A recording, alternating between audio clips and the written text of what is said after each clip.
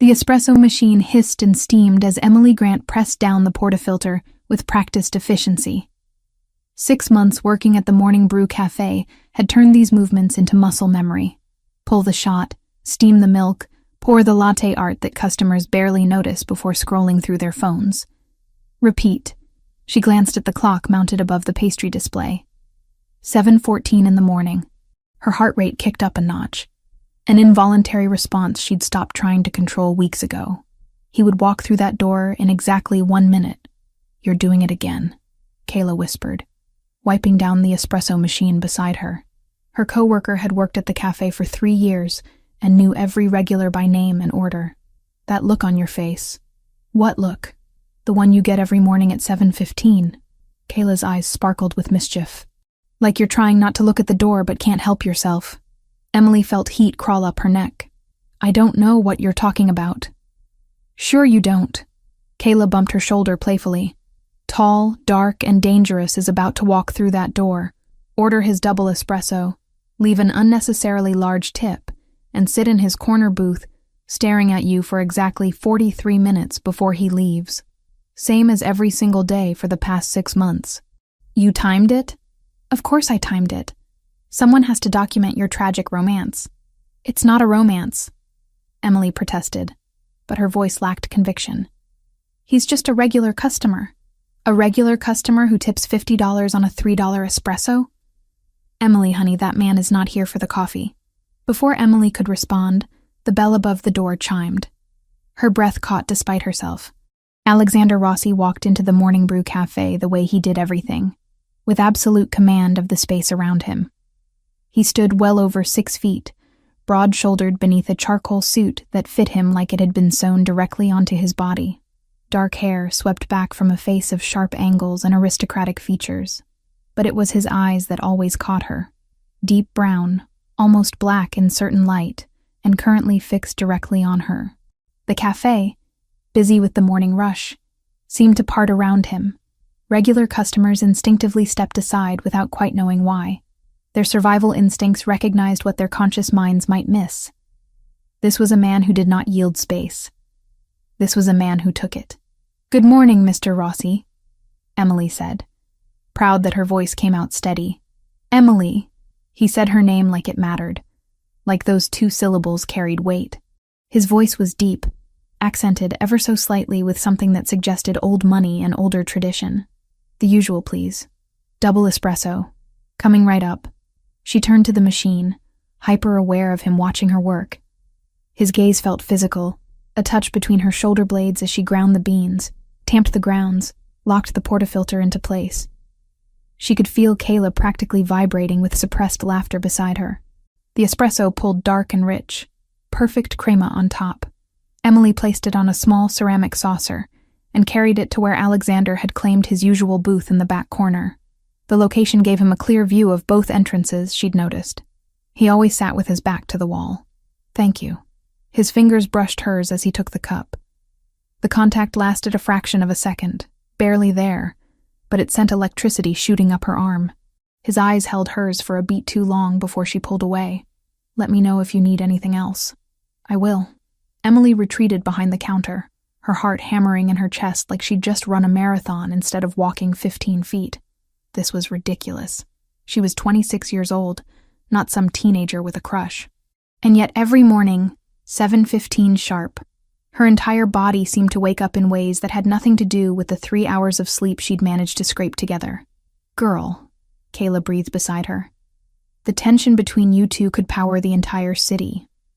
"There's no tension. You are such a liar," Kayla grinned. "So when are you going to let that man take you to dinner?" "Never. He hasn't asked, and he won't." "Why not?" "You're gorgeous. He clearly can't take his eyes off you. And unless my radar is completely broken, which it is not, that man is very much interested." Emily shook her head, focusing on the next drink order. "You don't understand. Men like that don't date women like me." "Men like what?" Emily lowered her voice, glancing toward the back booth where Alexander sat reading something on his phone, espresso cup cradled in one large hand. "Kayla, we both know who he is." "Everyone knows." The whispers aren't exactly subtle. Kayla's expression sobered slightly. She leaned in closer. Okay, yes. Alexander Rossi is not exactly your average businessman. The Rossi family has a certain reputation. But that doesn't mean he's not a person. A dangerous person. Maybe. But he's never been anything but respectful here. And the way he looks at you? Emily, that's not dangerous. That's interested. Emily wanted to argue, but her phone buzzed in her apron pocket. She pulled it out, glancing at the screen. Her stomach dropped. Unknown number. She knew what that meant. Payment overdue. Don't ignore us. She quickly shoved the phone back in her pocket, forcing a smile as she took the next customer's order. But her hands shook slightly as she made their latte, and she could feel the weight of worry settling back onto her shoulders like a familiar suffocating blanket. 6 months ago, Emily had made a choice. Her mother, Sarah Grant, had been diagnosed with stage 3 breast cancer. The insurance company had approved standard chemotherapy, but denied coverage for a newer experimental treatment that had shown significantly better results. The treatment that might actually save her mother's life. Emily had exhausted every legitimate option. Bank loans denied due to her limited credit history and income. Medical financing companies offered terms she couldn't possibly meet. Fundraising efforts had raised barely $2,000, and her mother was getting sicker by the day. So Emily had done what desperate people do. She'd asked the wrong questions to the right people and found herself sitting across from a man in a back office of a pawn shop, signing papers she barely understood for $15,000. The money had saved her mother's life. The treatment was working. Sarah was in her 8th month of chemotherapy now, and the doctors were cautiously optimistic. The tumors were shrinking. Her mother might actually beat this thing, but the cost was drowning Emily alive. $15,000 borrowed, $20,000 already paid back through 6 months of double shifts, weekend catering gigs, and living on ramen and coffee. And she still owed $30,000 because the interest rates were predatory and completely illegal and absolutely real. The morning rush finally slowed around 10. Emily was wiping down tables when her phone buzzed again. And again. And again. 3 calls in rapid succession, all from blocked numbers. She didn't answer. She knew what they wanted, and she didn't have it.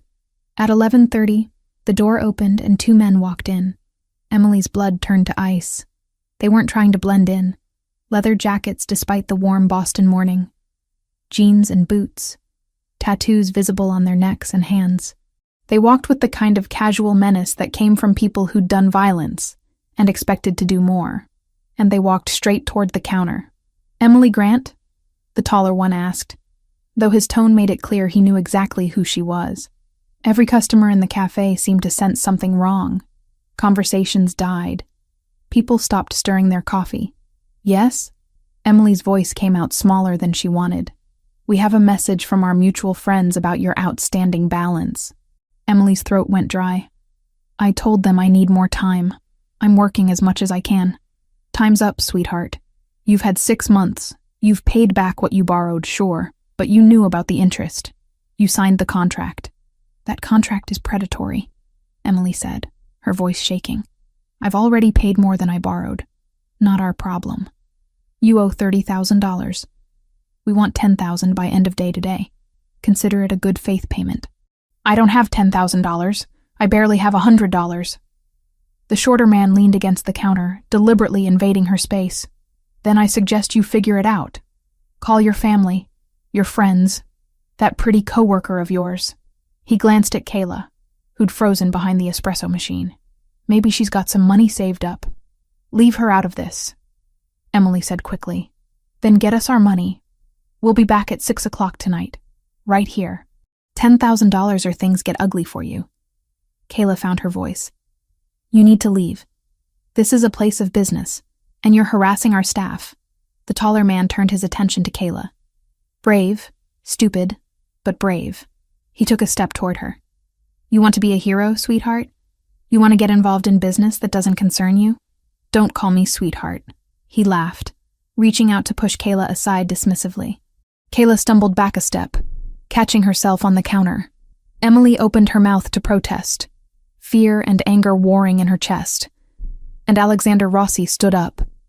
He didn't speak, didn't raise his voice, didn't make any dramatic gestures. He simply stood. And somehow that single action changed the entire atmosphere of the cafe. It was like a predator had just revealed itself, and every prey animal in the vicinity suddenly remembered what fear tasted like. The two men turned toward him. Emily watched their expressions shift from casual menace to something else entirely. Recognition, then fear. "We don't have business with you," the taller man said, but his voice had lost all its earlier confidence. Alexander walked toward them with measured steps. Not rushed, not threatening, just inevitable. When he spoke, his voice was quiet enough that only those nearest could hear, but it carried the weight of absolute authority. "You put your hands on that woman. You threatened this establishment. You created a disturbance that frightened the staff and customers." He paused. "I suggest you leave. Now. And do not return. Look, we're just collecting a legitimate debt. The girl borrowed money. She needs to pay it back." Alexander's expression didn't change, but something in his eyes turned glacial. "I am going to say this once. Leave this cafe. Leave this woman alone. Do not come back. If I have to repeat myself, you will not enjoy the conversation." The shorter man tried to save face. "You don't know who you're talking to. Our organization, I know exactly who you work for. The question is whether you know who you're speaking to." Alexander tilted his head slightly. "Do you?" Silence. Long enough to be uncomfortable. Long enough for the two men to remember rumors they'd heard, warnings from people higher up the chain. Long enough to realize they'd just made a very serious mistake. "We'll go," the taller man finally said. "But the debt doesn't disappear just because you scared us off. She still owes, and our people will collect." They left quickly, the bell above the door chiming cheerfully as if nothing had happened. The cafe remained silent for another beat. Then, slowly, conversation resumed. Customers turned back to their phones and laptops. But Emily stood frozen behind the counter, her entire body trembling. Alexander returned to his booth, picked up his empty espresso cup, and brought it to the counter. He placed it gently on the surface in front of Emily, along with 5 crisp $20 bills and a small black business card with a single number embossed in gold. "Thank you for the coffee," he said quietly, his eyes holding hers. "If you need anything, that number reaches me directly, day or night, any reason." Then he was gone, the door closing behind him, leaving Emily staring at the card in her shaking hands. Kayla materialized beside her, eyes wide. "Do you know who that was? I mean, really know? You said he was Alexander Rossi." "Yes, Alexander Rossi, head of the Rossi family, one of the most powerful crime families in Boston." "Emily, that man just threatened loan sharks on your behalf. Do you understand what that means?" Emily stared at the card. "Simple, elegant, terrifying. What does it mean?" "It means you're on his radar now. It means he's interested. It means your life just got a lot more complicated." Emily slipped the card into her apron pocket. "I'm not calling him. I can't owe people like that favors. Those guys who just left? They're going to report back to whoever they work for. This isn't over. I'll figure it out. I always do." But even as Emily said it, she knew it wasn't true. She was out of options, out of time, out of everything except fear and exhaustion and the growing certainty that things were about to get much worse before they got better. The rest of her shift passed in a haze. The phone calls started around 2. Blocked numbers, over and over. She let them go to voicemail. The messages grew progressively more threatening. "You think your boyfriend can protect you? We know where you live. Tonight. We're coming for what you owe." By the time 6 o'clock came and her shift ended, Emily's hands were shaking so badly she could barely tie her apron. The 2 men from earlier didn't show up at the cafe like they'd promised.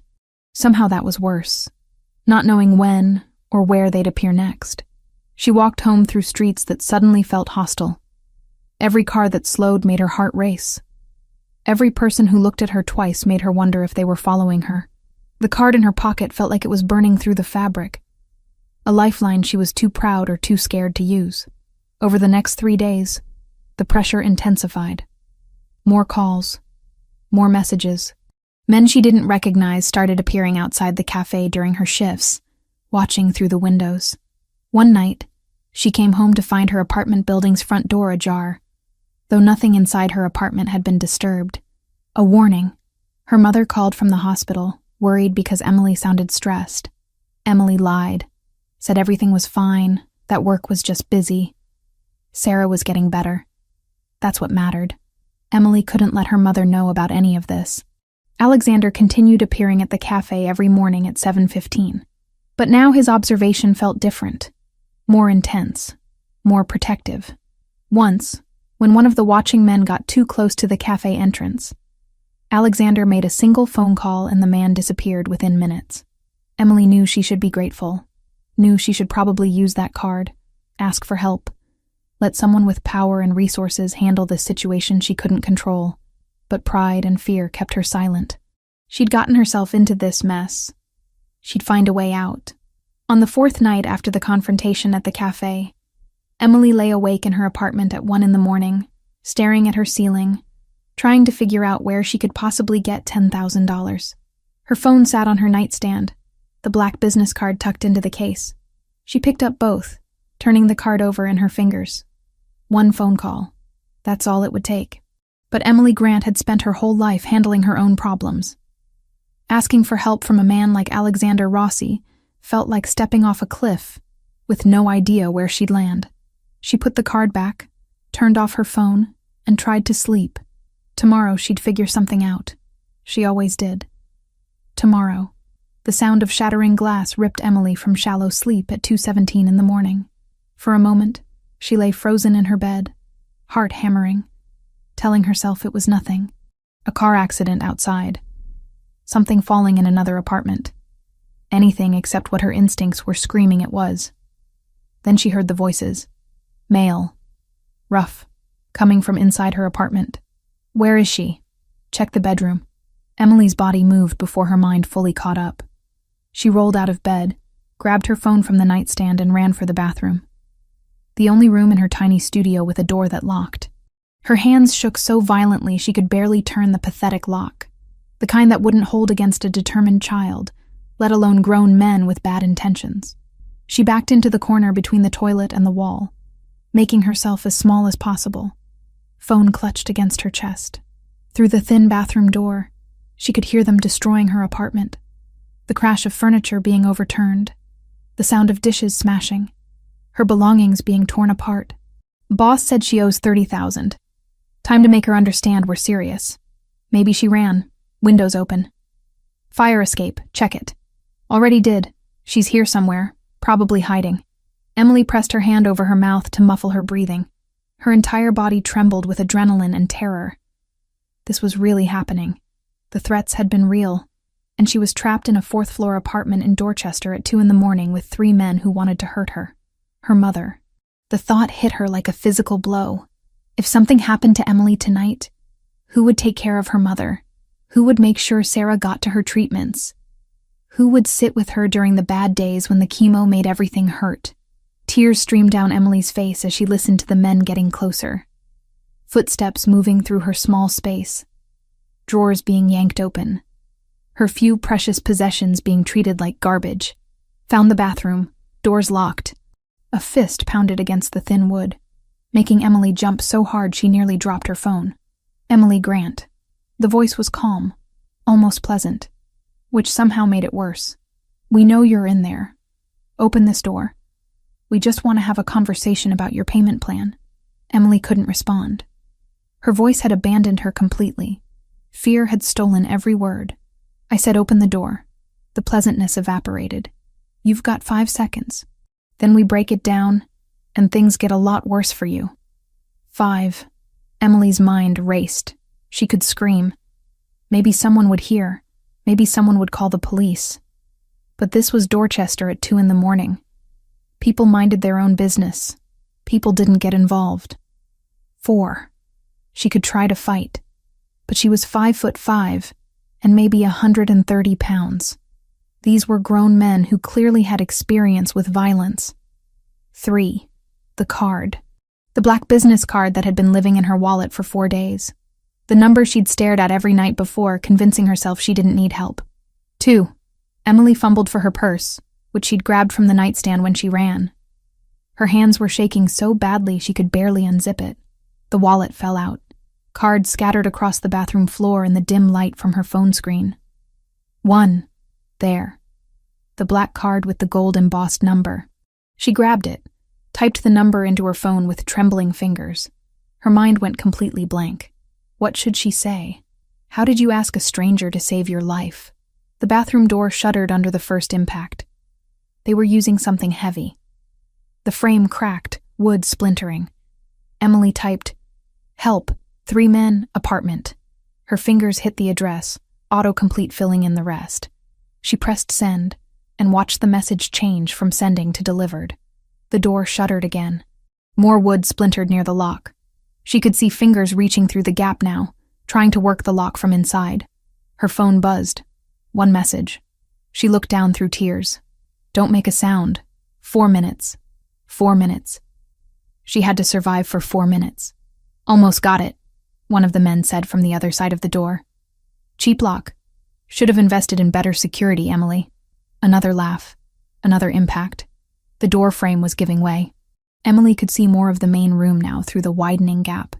See the destruction they'd caused. Her couch cushions slashed open, stuffing everywhere.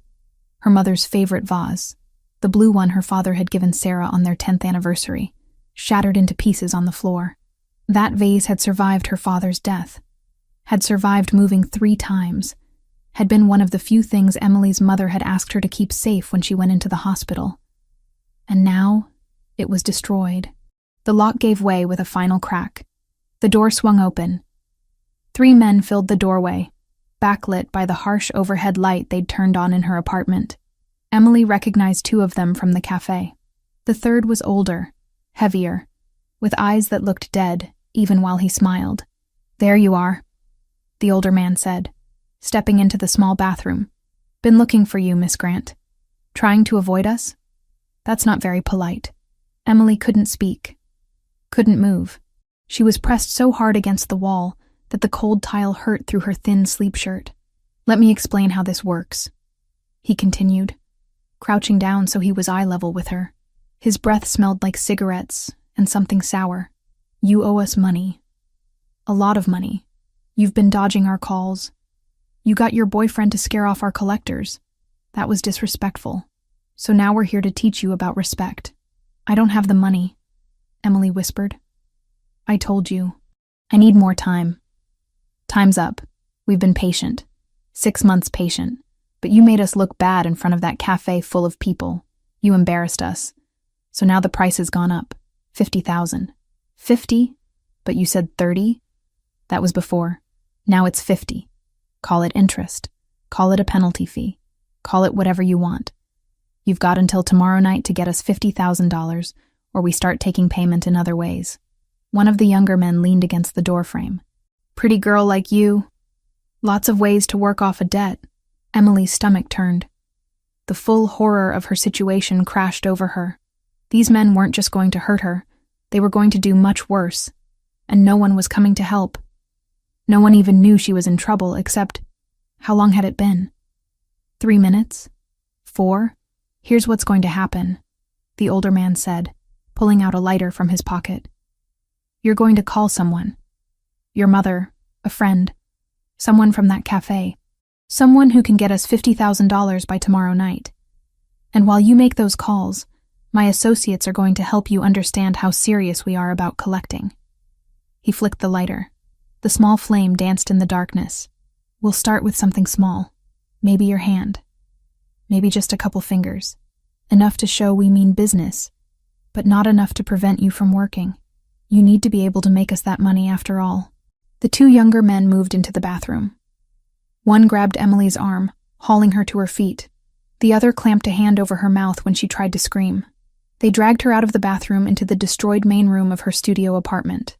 Emily struggled, but it was useless. They were too strong, too practiced.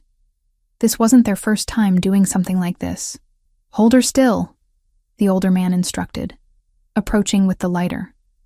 "And try not to damage anything permanent. We need her functional." That's when Emily heard it. Footsteps in the hallway. Heavy. Multiple.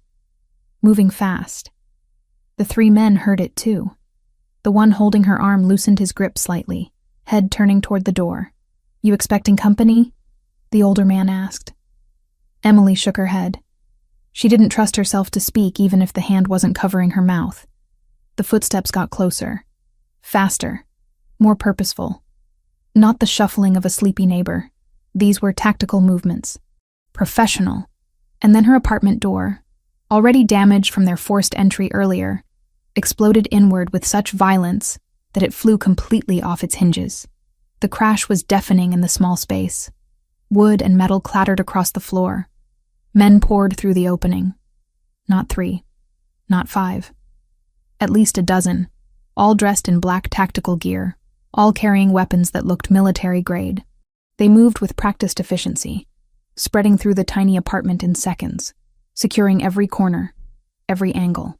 The 3 loan sharks released Emily immediately. The younger 2 raised their hands. The older one tried to maintain some authority, but Emily could see fear flickering in his dead eyes for the first time. And behind all the tactical team members, walking through the chaos with absolute calm, came Alexander Rossi. He wore the same clothes from earlier that day, though he'd lost the suit jacket and rolled up his sleeves. His dark eyes swept the room in one comprehensive glance, taking in everything. The destroyed furniture, the 3 men, Emily, held roughly by 2 men twice her size. Alexander's expression didn't change, but the temperature in the room seemed to drop. The air itself felt heavier, harder to breathe. "Let her go." His voice was quiet, almost conversational. Somehow that made it more terrifying than if he'd shouted. The men released Emily so quickly she stumbled. She caught herself on the arm of her destroyed couch, her legs shaking too badly to hold her weight properly. "This is a private business matter," the older man tried, but his voice had lost all its earlier confidence. "The girl owes us money. We're just collecting what's owed, by breaking into her home in the middle of the night." Alexander took a single step forward. The tactical team members adjusted their positions automatically, creating a clear path while maintaining their coverage of the 3 intruders. "By threatening to burn her. By putting your hands on her. We operate within our rights as... You have no rights here." Alexander's voice remained quiet, but something in it made Emily's skin prickle. "Let me explain what's going to happen now. You're going to tell me who you work for. You're going to tell me who sent you. And then you're going to leave this city and never come back. We work for the Volkov organization," the older man said, trying to regain some ground. "You mess with us, you mess with them. They won't..." Alexander said something in Russian. Rapid, fluent, and based on the way all 3 men went pale, very threatening. "I just told them in their native language," Alexander said, switching back to English and looking at Emily for the first time, "that if they ever come near you again, I will personally deliver their heads to Dmitry Volkov as a gift." He turned his attention back to the 3 men. "Do you know what Dmitry will do when he receives that gift? He'll thank me, because Dmitry Volkov is not stupid enough to start a war with the Rossi family over a $15,000 loan to a waitress. He'll be grateful I cleaned up his mess before it became a bigger problem." Alexander pulled out his phone, typed something quickly. "There. I just transferred $50,000 to an account Dmitry will recognize. More than enough to cover her original debt plus your inflated penalty fees. The loan is paid. The debt is settled. She's off your books. We can't just... You can. You will. And you'll leave now, before I change my mind about being generous." Alexander's eyes went cold. "I'm going to be very clear. Emily Grant is under my protection now. If I see any of you near her again, if I hear about any communication with her, if I even suspect you're thinking about her, we will have a very different conversation. One you will not survive. Do you understand?" Silence stretched. Not awkward, measured, long enough for the 3 men to absorb their situation. "We understand," the older man finally said. "Then leave. And tell Dmitry that Alexander Rossi sends his regards." They left, quickly and without another word, stepping over the broken door and disappearing down the hallway. Emily stood in the wreckage of her apartment, still shaking, trying to process what had just happened. Alexander's men moved through the space efficiently, checking rooms, securing the area. One of them approached Alexander and spoke too quietly for Emily to hear. Alexander nodded once. Then he crossed to her, and his entire demeanor changed. The cold authority vanished, replaced by something warmer. Concern. Are you hurt? His hands moved over her arms, her shoulders, checking for injuries with surprising gentleness. Did they harm you? Did they touch you? I'm okay, Emily managed, though her voice shook. They were going to, but you got here in time. 4 minutes. You said 4 minutes. I was close. Close enough that when your message came through, I was already 2 streets away. I've had someone watching your building since the incident at the cafe. He saw her expression. For your protection, not surveillance. I had a feeling they might escalate. One of his men appeared with a blanket, handing it to Alexander. He wrapped it around Emily's shoulders. She hadn't realized she was shivering until the warmth enveloped her. Emily, listen to me carefully. Alexander's hands remained on her shoulders, steadying her. You cannot stay here. Those men will report back to their organization. Even with the money I paid and the warning I gave, there might be others who don't get the message. You're not safe here. But this is my home, Emily whispered. Where am I supposed to go? With me. Just for tonight, he added quickly. Just until we're certain this is truly settled and you're safe. I have a secure location. You'll have privacy. In the morning, we'll figure out next steps. My mother. Panic flooded through Emily. She's at Boston General Hospital. What if they go after her? What if they try to hurt her to get to me? Alexander's hands tightened on her shoulders. Your mother is Sarah Grant, currently receiving treatment for breast cancer at Boston General, correct? How do you know that? I make it my business to know about people I care about protecting. Your mother will be safe. I'll have security placed at her hospital room immediately. Discreet but effective. No one will get near her. But you need to come with me now. Can you trust me to keep you both safe?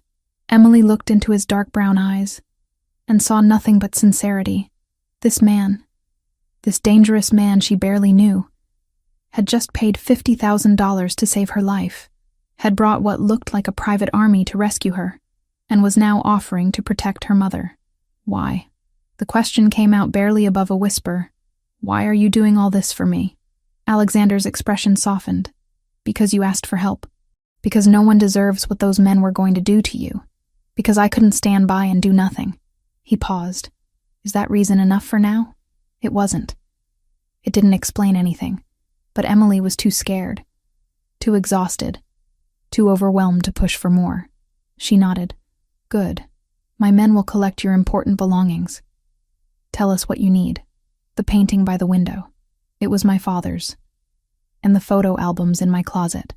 And my mother's jewelry box. You heard her, Alexander said to his team. They moved immediately, carefully gathering the items while others documented the scene with photos. 10 minutes later, Emily was being guided down the stairs, Alexander's hand steady at the small of her back. His presence was the only thing keeping her upright. When they emerged onto the street, Emily saw 5 black SUVs lined up, blocking the entire street. Neighbors had gathered at windows but stayed inside. Nobody wanted any part of this. Alexander opened the rear door of the middle SUV himself, helped Emily inside. The interior was luxurious. Leather seats, perfect climate control. Even the air smelled expensive. He slid in beside her. The door closed with a heavy, secure sound. Through tinted windows, Emily watched her building, her home for 3 years, recede as they pulled away. Where are we going? She asked quietly. Somewhere safe, somewhere you can rest without fear. Alexander's voice was gentle. I promise you, Emily. You're safe now. Emily leaned back against the seat, exhaustion crashing over her. Her eyes drifted closed. The last thing she felt before sleep claimed her was warmth being draped over her. Alexander's suit jacket settling over the blanket. Take us home, she heard him say softly. And call ahead. Tell Teresa we have a guest who needs care. Home. Emily didn't have one of those anymore. But as consciousness faded, she thought maybe that would be okay. At least for tonight. Sunlight filtered through curtains the color of champagne. Soft and golden, and completely unfamiliar. Emily's eyes opened slowly, confusion clouding her thoughts before memory rushed back in a flood. The break-in. The men. Alexander arriving with armed soldiers, the drive through dark streets. She sat up quickly, taking in her surroundings. The room was beautiful in an understated way. Cream walls, elegant furniture that looked antique but carefully maintained. A window seat overlooking what appeared to be a private garden below. Her father's painting hung on the wall across from the bed, perfectly mounted as if it had always belonged there. Her mother's jewelry box sat on the dresser beside framed photographs from her apartment. Someone had unpacked her life with care. Emily wore the same clothes from last night, wrinkled and smelling faintly of fear. On the chair beside the bed lay fresh clothing, gray pants and a coral blouse, both still bearing tags, both looking exactly her size. Before she could process any of this, a soft knock sounded at the door. "Miss Grant?" A woman's voice, older and warm. "Are you awake? May I come in?" "Yes," Emily managed, her throat dry as sand. The door opened to reveal a woman in her early 60s with silver-streaked dark hair pulled into a neat bun. She wore simple but quality clothes and carried a genuine smile. In her hands was a tray with water, orange juice, and toast. "Good morning. I'm Teresa. I manage Mr. Rossi's household." She set the tray on the bedside table. "I thought you might be thirsty when you woke. How are you feeling?" "I don't know," Emily answered honestly. "Confused, scared."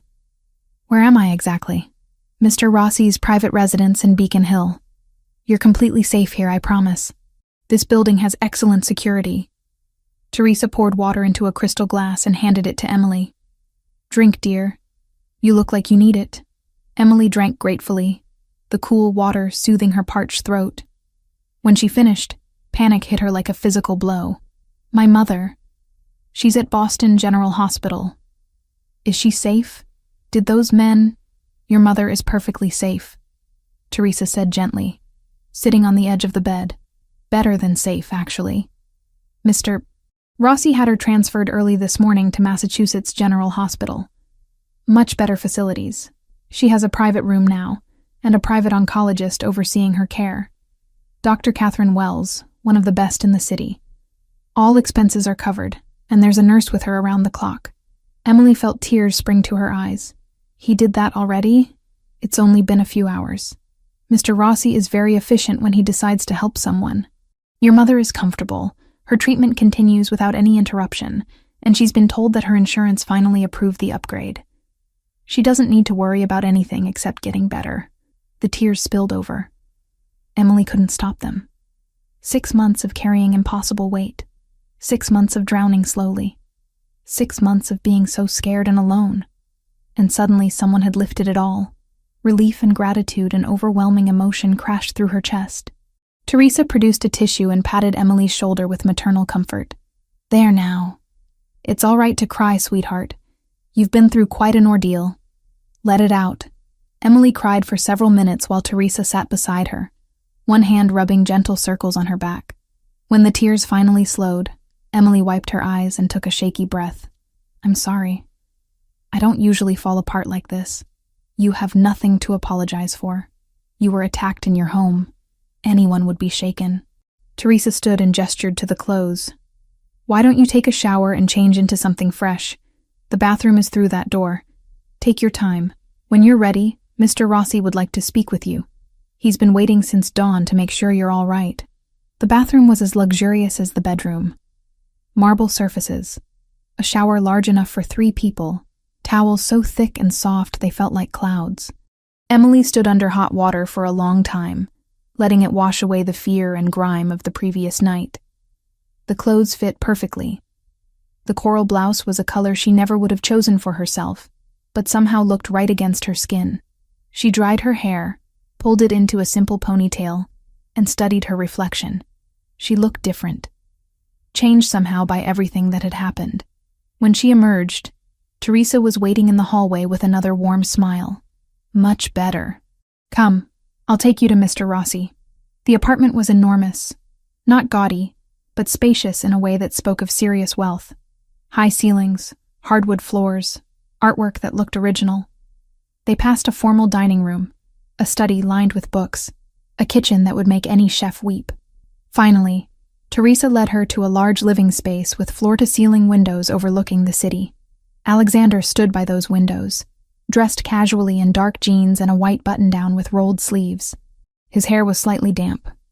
When he turned at their approach, Emily saw dark circles under his eyes. He hadn't slept. "Emily," he said her name with visible relief. "How are you feeling?" "Better. Thank you for the clothes and for my mother." Her voice cracked. "Teresa told me what you did. I don't know how to thank you." "You don't need to thank me. I'm glad you're safe. Would you like coffee? Breakfast?" "Coffee would be wonderful." "I'll bring a fresh pot," Teresa said, disappearing toward the kitchen. Alexander gestured to the sofa. "Please sit. I imagine you have questions." Emily settled onto the cream-colored sofa, hands folded tightly in her lap. Alexander took a chair across from her, maintaining respectful distance. "I have a lot of questions," Emily admitted. "What happens now? Those men last night, the Russians you mentioned. Are they really going to leave me alone?" Alexander's expression grew serious. "The men from last night, the local collectors, will not bother you again. However, the larger organization they work for is more complicated." "What organization?" "Bratva. Russian organized crime. They've been expanding operations in Boston for the past few years. One of their strategies is predatory lending. They target desperate people who can't get legitimate loans. They offer money with impossible terms, knowing borrowers can never pay it back. Then they use that debt as leverage." Emily's stomach turned. "Leverage for what?" "Information, access, sometimes labor. They turn desperate people into assets. A waitress at a popular cafe, for instance, might overhear useful conversations, might see who meets with whom, might be able to slip something into someone's drink. They don't recruit you immediately. They build your debt slowly, increase the pressure, until you're so desperate, you'll do anything they ask." "They were going to make me hurt people?" Emily felt sick. "Eventually, yes. The 3 men who broke into your apartment were accelerating the timeline because I'd interfered at the cafe.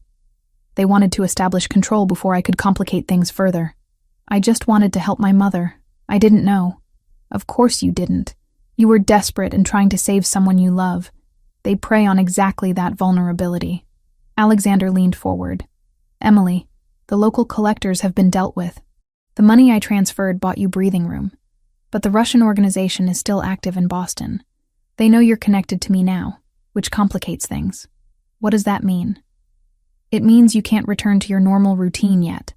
Not until we're certain they've backed off completely. I've already contacted the Morning Brew. They've been told you're on family medical leave due to your mother's condition. Your position is protected." Emily absorbed this information slowly. "For how long?" "A few weeks, perhaps. Maybe less if negotiations go well. I understand this isn't ideal, but your safety has to come first." Teresa returned with coffee, cream, and sugar. Emily prepared her cup with shaking hands, grateful for something familiar to focus on. "Why are you doing all this?" Emily asked quietly. "You barely know me." Alexander was silent for a moment, choosing his words carefully. "I've been coming to that cafe for 6 months. Same time every morning." "Do you know why?" "For the coffee?" A hint of a smile. "The coffee is mediocre at best." "I came because of you, Emily. I've been watching you for months. The way you work, double shifts without complaining. The way you're kind to difficult customers even when you're exhausted. I saw your courage and your strength. When you asked for help last night, I couldn't ignore it." Emily's heart beat faster. "You're saying you have feelings for me? I'm saying I respect you. I'm saying that watching you struggle against impossible odds made me want to help. When those men threatened you, something in me decided you were under my protection. Whether you'd asked for it or not, that's not how this works. You can't just decide people are yours to protect." "Poor choice of words," Alexander conceded. "You're not property. You're a person who needed help, who I chose to help, who I will continue to help until you're safe." They sat in silence, drinking coffee while Emily tried to process everything. Finally, she nodded. "Okay. For a few weeks, until it's safe, but I need to see my mother every day." "That's not negotiable." "Of course. I'll arrange transportation with security. Discreet, so she doesn't worry." Over the next week, a routine established itself. Each morning, Emily woke in the luxurious guest room to find Teresa had left fresh coffee and breakfast outside her door. She'd shower, dress in clothes that appeared in her closet as if by magic, all in her size, and surprisingly suited to her taste. By 9, a black car would be waiting to take her to Massachusetts General Hospital. The security was present but subtle. Just a driver who stayed with the car, occasionally another man who positioned himself in the hospital lobby. Emily visited her mother for hours each day, sitting beside her during treatments, reading to her, holding her hand. Sarah looked better already. The private room was bright and cheerful. Dr. Wells was attentive and optimistic. The nurses were kind. Emily's mother asked questions about the sudden upgrade, but Emily stuck to the story about insurance finally approving everything. She didn't mention Alexander, didn't mention the attack, didn't mention anything that would worry her mother when she needed to focus on healing. In the afternoons, Emily returned to Alexander's apartment. Teresa would have lunch prepared. Simple, delicious meals that they often ate together in the kitchen while Teresa worked. The older woman had a gift for gentle conversation, never prying but always ready to listen. Emily found herself opening up about her father's death, about moving to Boston with dreams of culinary school, about how cancer had derailed everything. "You're a good daughter," Teresa said one afternoon while teaching Emily how to make proper Italian tomato sauce. "Your mother is lucky to have you. I'm the lucky one. She raised me alone after my dad died, worked 2 jobs to give me opportunities. This is the least I can do. Still, not every child would sacrifice their dreams for a parent. They weren't just dreams. She was dying.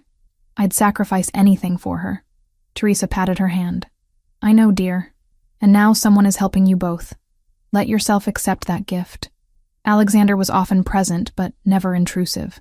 He worked from his home office, taking calls in Italian and English, and sometimes Russian. Emily would see him on the terrace late at night, phone pressed to his ear, cigarette smoke curling into the darkness.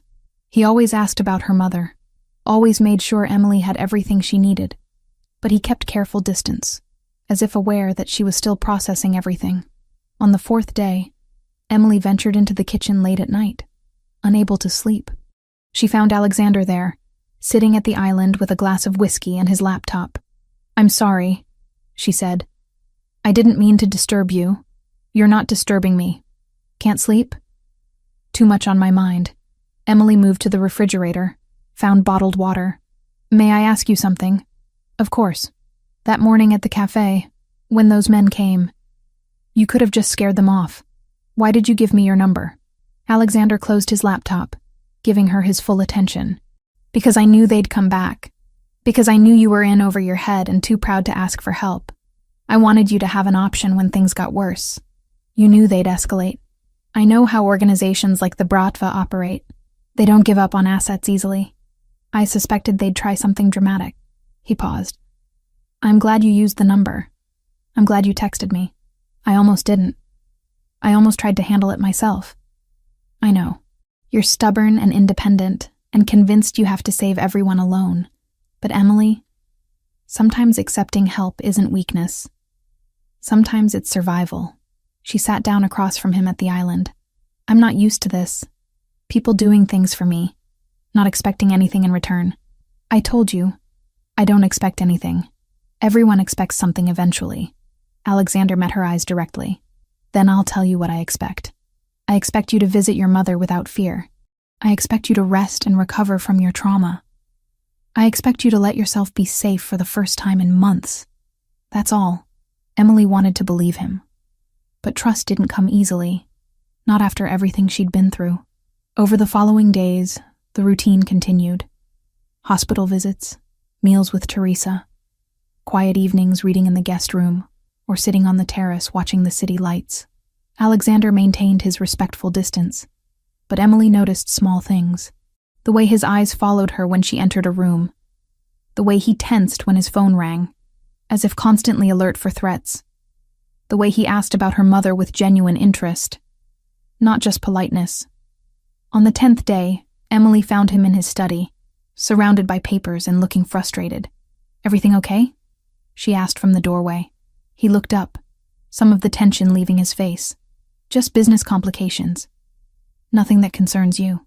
How was your visit today?" "Good.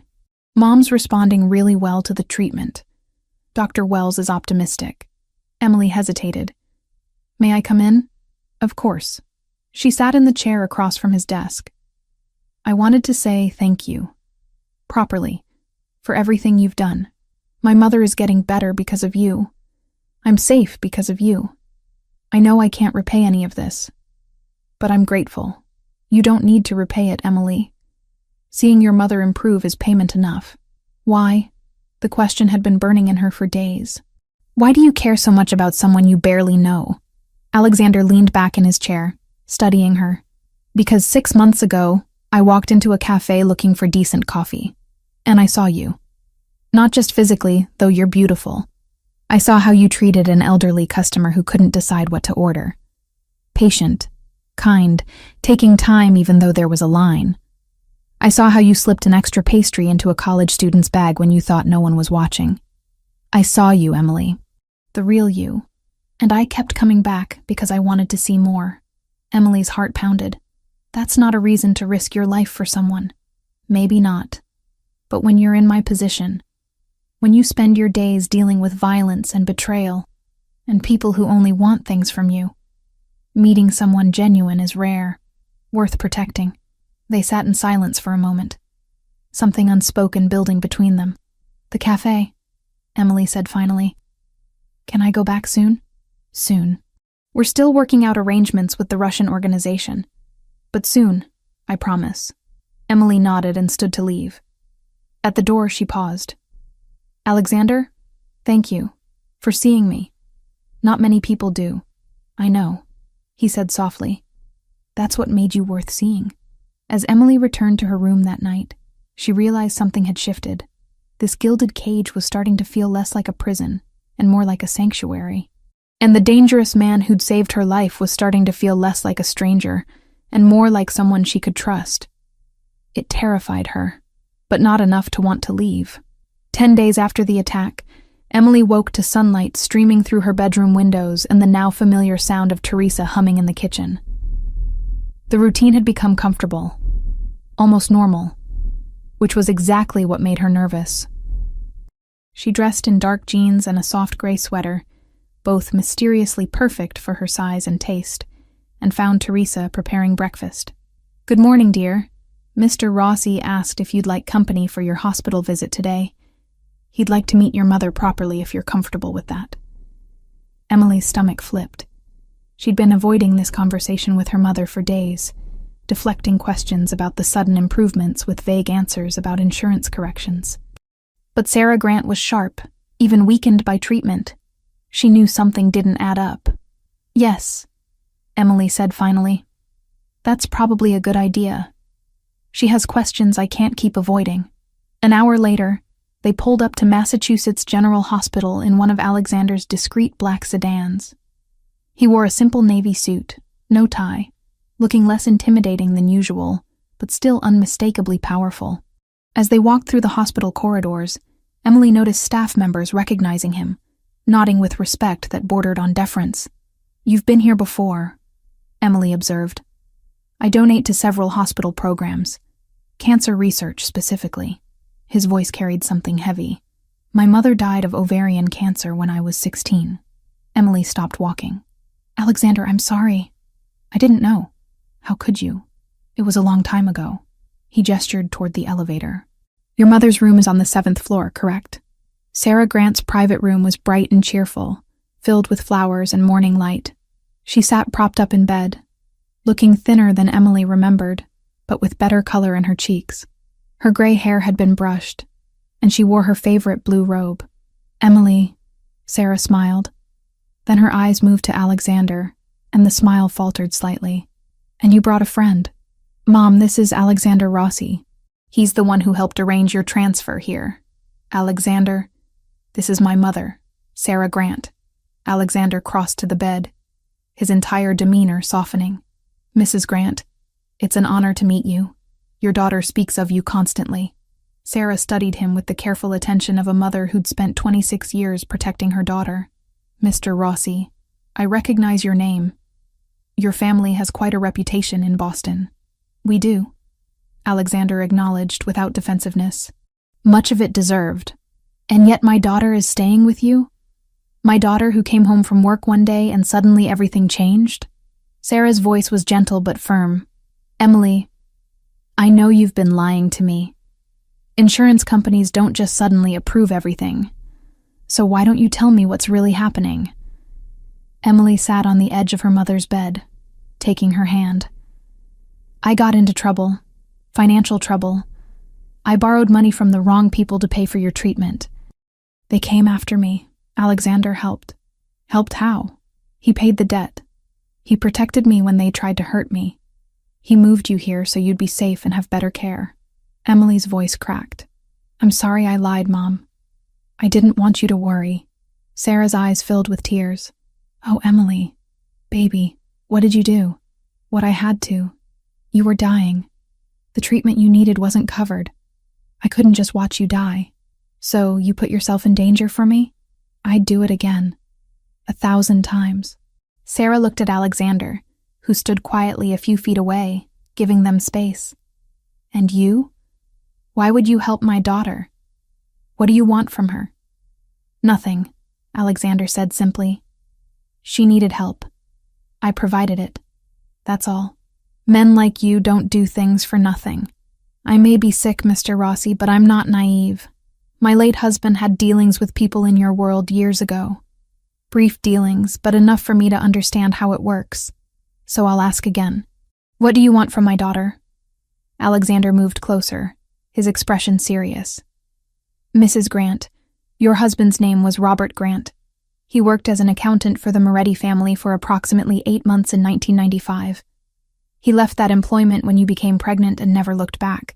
He was a good man who made one mistake and spent the rest of his life making up for it. Sarah's face went pale. How do you know that? I know many things, including that your daughter inherited his sense of loyalty and his stubbornness. Alexander met Sarah's eyes directly. I don't want anything from Emily except to ensure she's safe. The people she borrowed from are dangerous, and they won't easily forget. I'm protecting her because I have the means to do so, and because watching her suffer is not something I can tolerate. Why? Sarah pressed. Why do you care about a waitress you barely know? Because she's not just a waitress. She's brilliant and brave and has spent 6 months working herself to exhaustion for you. Because she deserved better than to be preyed upon by criminals. Because I could help. So I did. Sarah held his gaze for a long moment, reading something there that Emily couldn't see. Finally, she nodded. Promise me something, Mr. Rossi. Promise me you'll protect her. Really protect her. Not just from the people she borrowed from, but from your world, too. She's all I have. I promise, Alexander said solemnly. On my mother's memory, I will keep her safe. The weight of that promise hung in the air. Sarah seemed to relax slightly, some tension leaving her shoulders. Thank you, she said quietly. For everything. The medical care, the protection. I can't repay you. You don't need to. Focus on getting better. That's payment enough. They visited for another hour, Sarah asking questions about Emily's routine, making sure her daughter was eating properly and sleeping enough. Alexander answered when appropriate, his manner respectful and surprisingly gentle. By the time they left, Emily could see her mother's approval. Cautious but real. In the car, Emily was quiet, processing everything that had been revealed. You investigated my father, she said finally. I investigate everyone I become involved with. It's not personal, just practical. What else do you know about him? That he died in a car accident when you were 12. That he left you and your mother with minimal life insurance and a mortgage. That your mother worked as a nurse and a weekend receptionist to keep you both afloat. That you were a straight-A student who gave up a scholarship to culinary school to help with bills. Alexander glanced at her. I know your whole story, Emily. All the sacrifices you've made. It should have felt invasive. Instead, it felt like being truly seen for the first time. Where are we going? Emily asked, noticing they weren't heading back to Beacon Hill. Dinner, if you're comfortable with that. I'd like to take you somewhere nice. Somewhere we can talk without Teresa hovering. Teresa doesn't hover. Teresa absolutely hovers. She likes you. The restaurant was small, tucked into a side street in the North End. The kind of place tourists would never find. When they entered, The owner greeted Alexander in rapid Italian, embracing him like family. The entire restaurant was empty, except for one table set by the window. "You closed the whole place?" Emily asked as they were seated. "I value privacy, and I wanted to talk to you without interruptions." Wine appeared, followed by appetizers Emily hadn't ordered. Fresh burrata with tomatoes, grilled octopus, crispy arancini. Alexander ordered for them both in Italian, and the owner nodded approvingly. "Tell me about nursing," Alexander said once they were alone. "Teresa mentioned you wanted to study it before everything happened with your mother." Emily was surprised he remembered. It was a long time ago. Different life. But you still think about it. Sometimes. I liked the idea of helping people, making a real difference. But culinary school was more affordable, and I was good at cooking.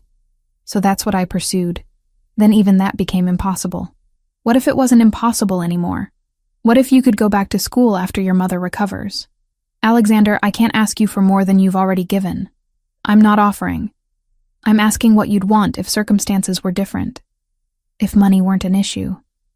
If you could do anything, what would you choose?" Emily considered the question seriously. "Nursing. Specifically oncology nursing. After watching what my mom's been through, seeing how much difference a good nurse makes. I'd want to be that person for other families. That's a good dream. Worth pursuing." They talked through multiple courses, conversation flowing easier than it ever had. Alexander told her about growing up in his family, the weight of expectations and responsibilities he'd never asked for. How he'd wanted to study architecture but was groomed from birth to take over his father's empire. "Do you regret it?" Emily asked. "Taking over?" "Sometimes. But it's my responsibility now. My family, my people, they depend on me. I can't walk away from that, even though it's a life of constant danger. Even though." He paused, studying her. "Does that frighten you? Knowing what I am, what I do?" "Yes," Emily admitted. "But it also saved my life. So I'm trying to reconcile those two things." Their main courses arrived. The food was exquisite, each bite better than the last. Emily found herself relaxing, laughing at Alexander's stories about Teresa's matchmaking attempts with various unsuitable women over the years. "She approves of you," Alexander said. "That's rare. Teresa has very high standards. I like her too. She's been kind to me. She reminds me of my mother. Same warmth, same ability to see through lies. My mother would have liked you." The intimacy of that statement hung between them.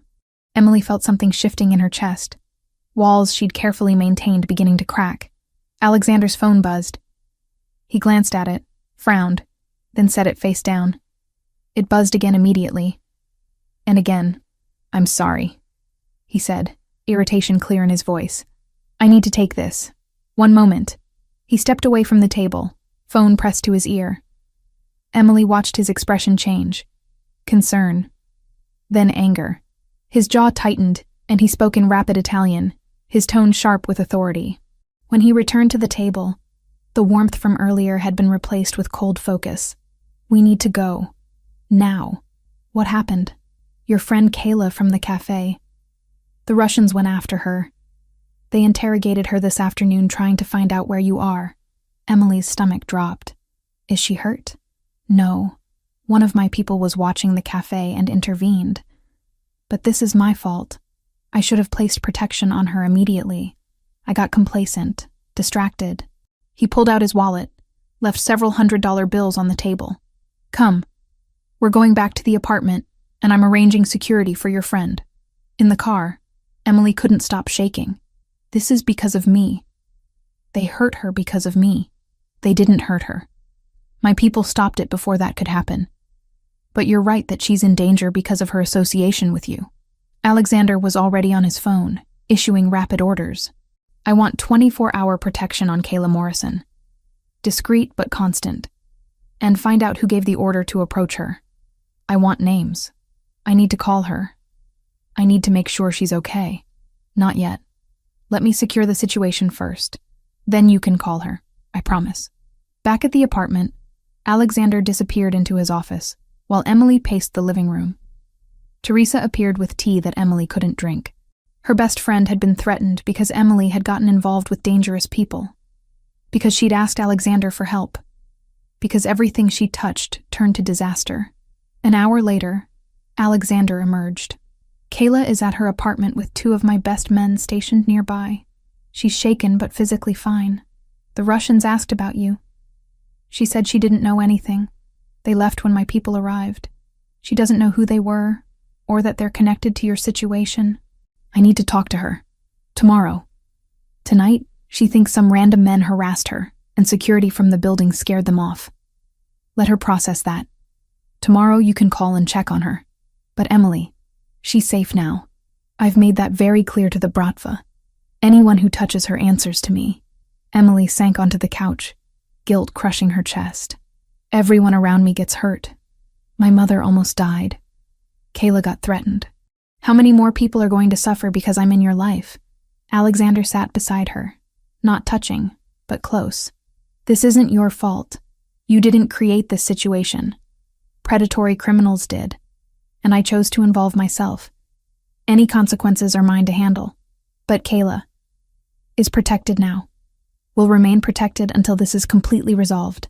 I won't let anything happen to her. Emily looked at him, seeing the exhaustion in his eyes for the first time. The weight he carried constantly, the vigilance that never stopped. He'd been protecting her for nearly 2 weeks, managing his business and her safety, and now Kayla's safety simultaneously. And still, he blamed himself for not doing more. You can't protect everyone all the time, she said softly. You're not superhuman, Alexander. Even you need rest.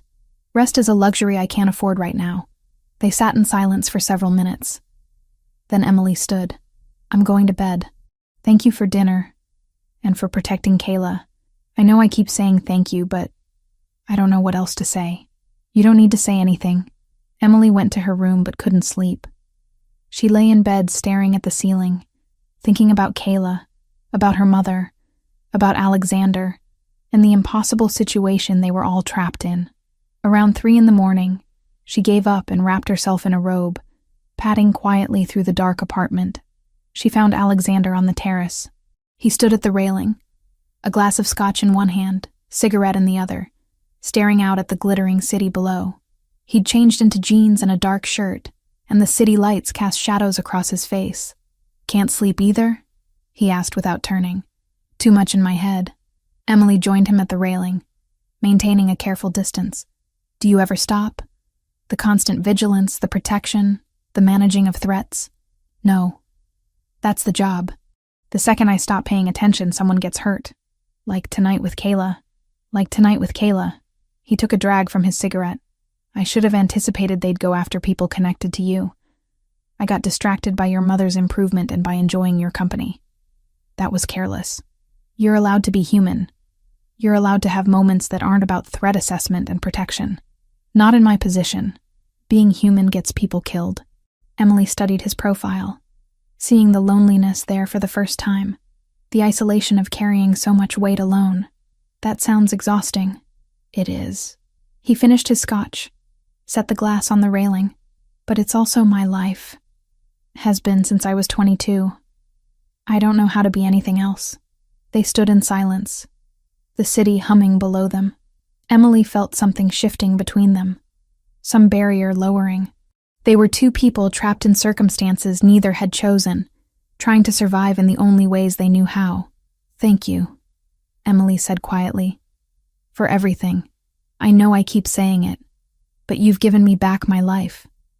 My mother's life. That's not something I can ever truly repay. I told you. I don't want repayment. Alexander finally looked at her, his dark eyes reflecting the city lights. I just want you safe. That's all I've ever wanted. The weight of his words settled between them. Emily knew she should go back inside, put distance between them, protect herself from getting more tangled in this dangerous man's world. But she didn't move. Neither did he. They stood together on that terrace until dawn began to lighten the sky. 2 people bound by circumstances and choices, and something neither was ready to name yet, connected by trauma and gratitude, and the tentative beginning of trust. 2 weeks had passed since Emily first arrived at Alexander's Beacon Hill residence. The guest room no longer felt temporary. Her belongings had found homes in drawers and on shelves. The morning routine with Teresa had become comfortable, and her mother's health continued improving, Dr. Wells growing more optimistic with each passing day. Sarah's chemotherapy cycle would end in 3 weeks, and the scans showed remarkable progress. But something else was changing too. Something Emily had been trying very hard to ignore. The tension between her and Alexander had shifted from careful politeness to something electric, something dangerous in its own way. It started small, his hand brushing hers when he passed her coffee, her fingers lingering on his arm when he showed her something on his laptop, the way their eyes would meet across the room and hold just a beat too long. There were almost kisses, moments when they'd find themselves too close, breath-catching, leaning in before one of them pulled away. Usually Alexander, maintaining that respectful distance he'd held since the beginning, but Emily saw the way his jaw tightened with restraint, saw the heat in his dark eyes before he'd step back and excuse himself. It was driving her slowly insane. Teresa noticed, of course. The older woman noticed everything.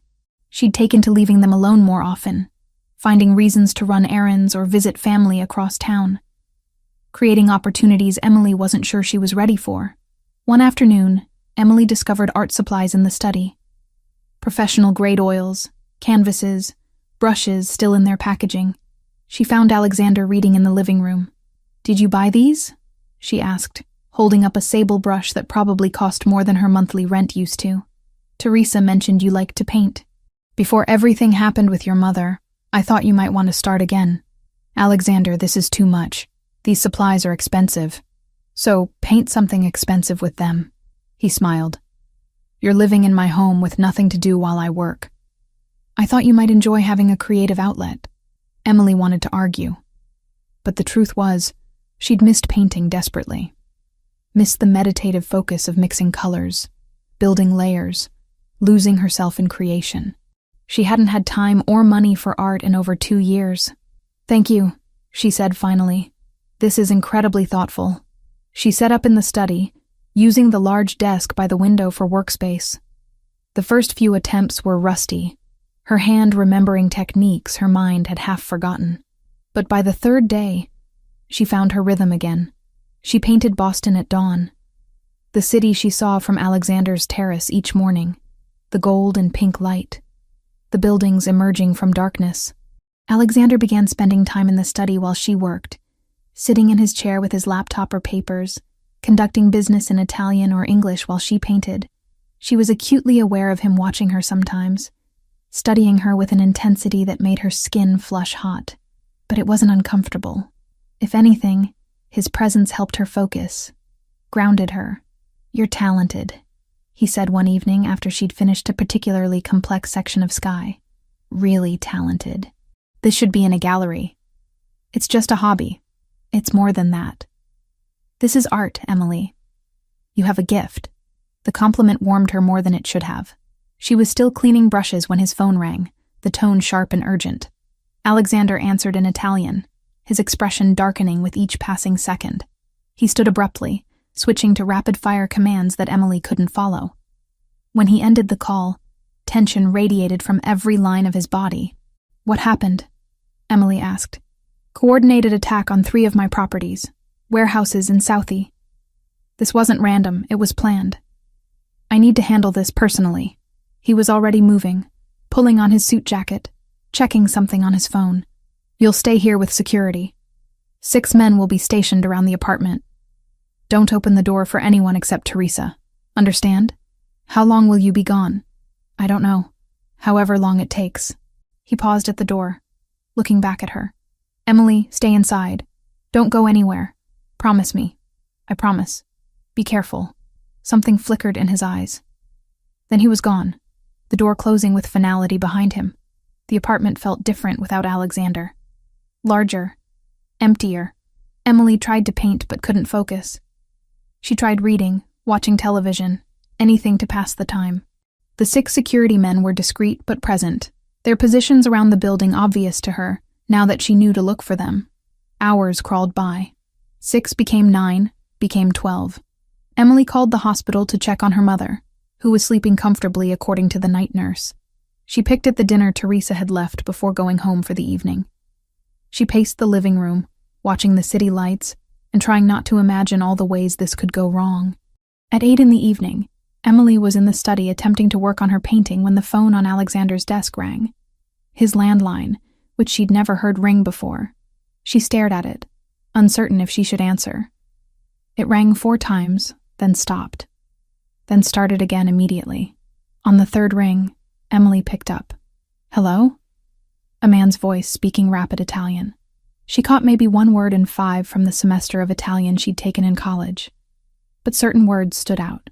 Rossi, location, and what sounded like an address in Beacon Hill. Emily's blood ran cold. Someone was discussing Alexander's home address. Someone was talking about her location. She grabbed a pen and notebook, scribbling down what she could understand, numbers that might be an address. A time, maybe 10 o'clock, and 1 phrase she recognized from cooking shows. La sorpresa, the surprise. The man seemed to realize no one was responding. He said something sharp, questioning. Emily quietly set the phone down without hanging up and backed away from the desk. There was a traitor. Someone with access to Alexander's private line. Someone who knew she was here. Someone passing information to enemies. She needed to tell Alexander. But his phone had been going straight to voicemail for hours, probably turned off or destroyed during whatever was happening at the warehouses. She called his main number again. Still nothing. Emily spent the next several hours going through everything she could remember. The voice on the phone had been familiar somehow, like she'd heard it in the background of Alexander's conversations before. She wrote down every detail she could recall, trying to piece together what it meant. At 3 in the morning, she heard the front door open. Emily rushed out of the study to find Alexander returning, surrounded by 2 of his men. His shirt was torn. Blood stained his left sleeve, but he was walking, talking, giving orders to his team. "Alexander," Emily breathed, relief flooding through her. "You're hurt." "It's nothing. Superficial." He noticed her expression, the notebook clutched in her hands. "What's wrong? Did something happen here?" "Someone called your landline, spoke in Italian. I only understood some of it. But Alexander, they were discussing this address. And a time. And they mentioned surprise." She handed him the notebook with her hurried notes. "I think there's a traitor. Someone with access to your private information." Alexander went very still, reading what she'd written. His jaw tightened dangerously. "You're sure about this? The exact words?" "As sure as I can be with my limited Italian. But yes, I'm certain they were discussing your home and my location here." He looked at her with something like awe. "This is excellent work, Emily. Detailed. Specific." He pulled out his phone, making a call despite the late hour. Spoke in Italian to whoever answered, referencing Emily's notes. Then he turned back to her. "We need to identify who made that call. That means going through phone records, cross-referencing access to this number. Are you willing to help me? It could take hours. Of course. If there's someone betraying you, we need to find them." They worked through the night in Alexander's office. He pulled up records on his computer, going through lists of people who had access to his private lines.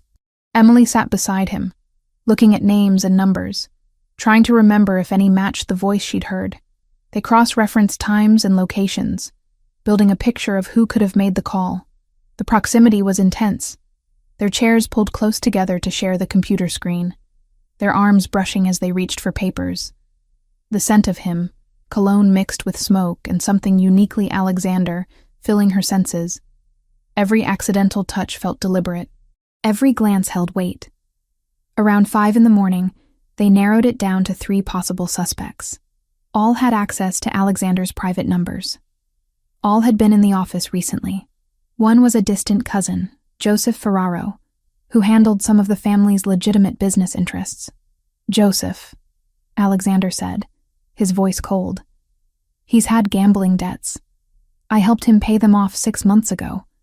But if he fell back into that habit..." He pulled up more records. "Look at this. His phone was near this building yesterday, and he made a call to a Russian number 2 days ago. You think he's selling information to the Bratva? I think it's very possible." Alexander leaned back, rubbing his face with exhaustion.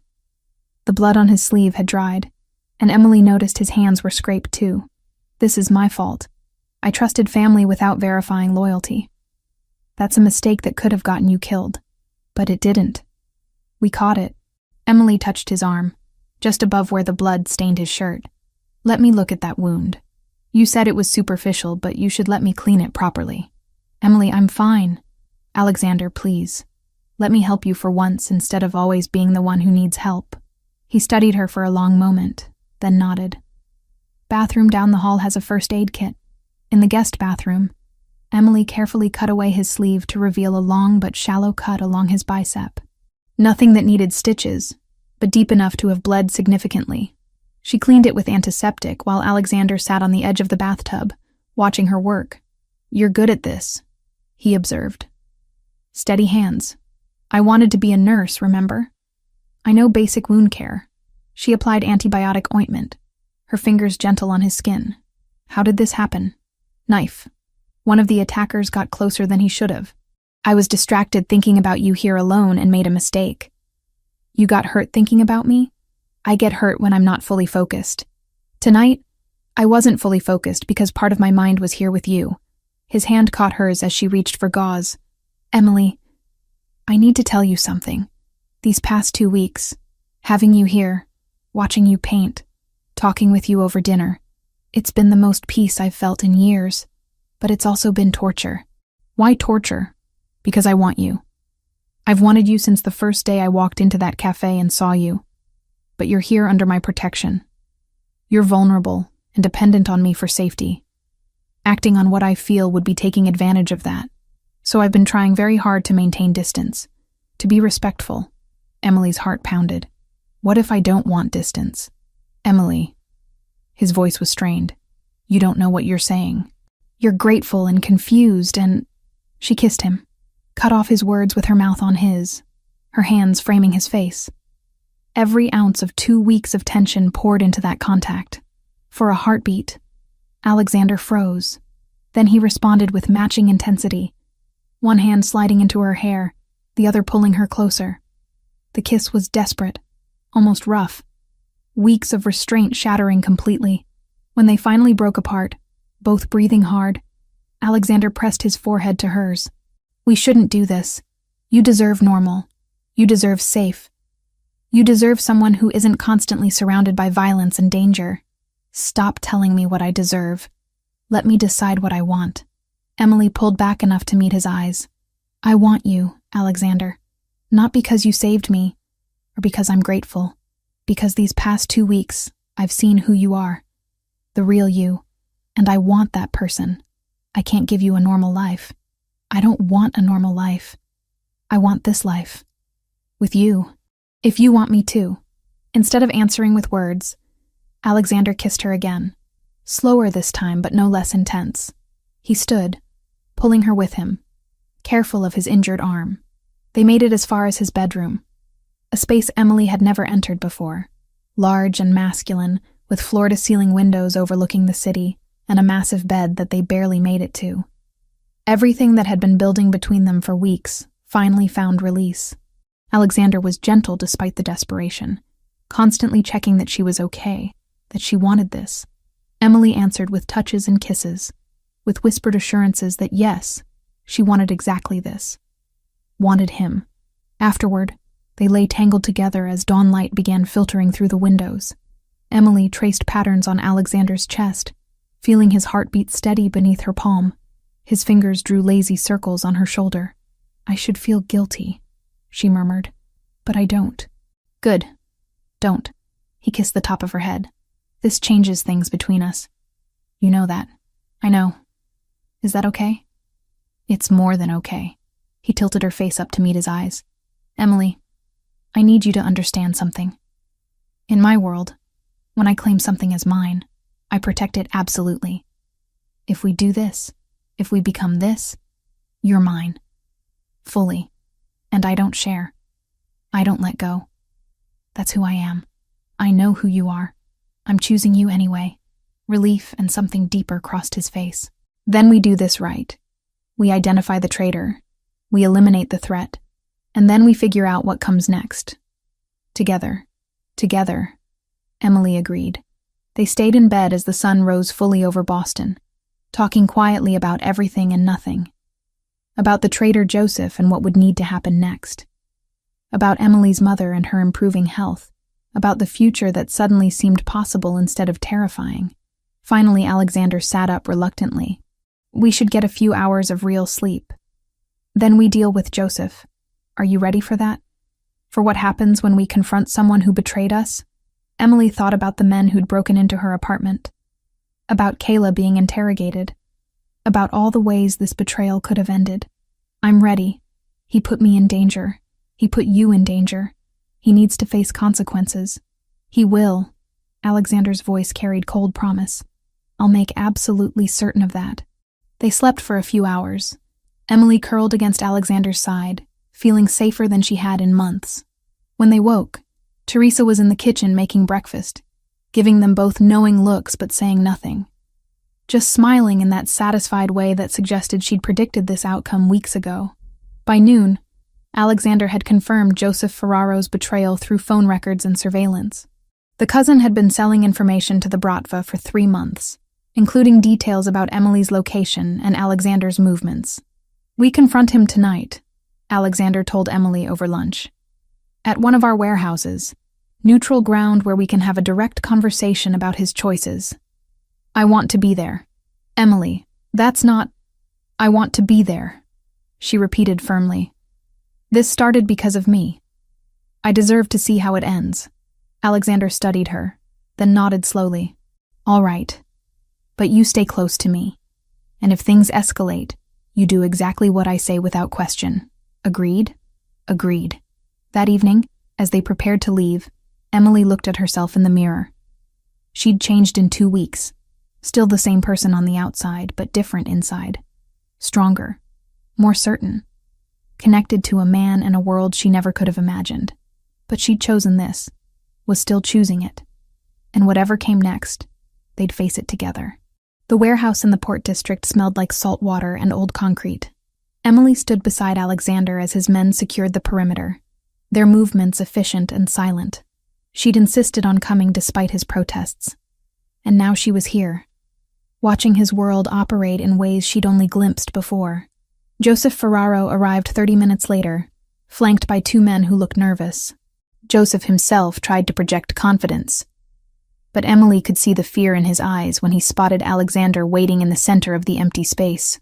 Cousin, Joseph said, forcing a smile. I got your message. What's this about? Don't insult me with pretense. Alexander's voice was cold, nothing like the warmth Emily had experienced just hours ago. You've been selling information to the Bratva for 3 months.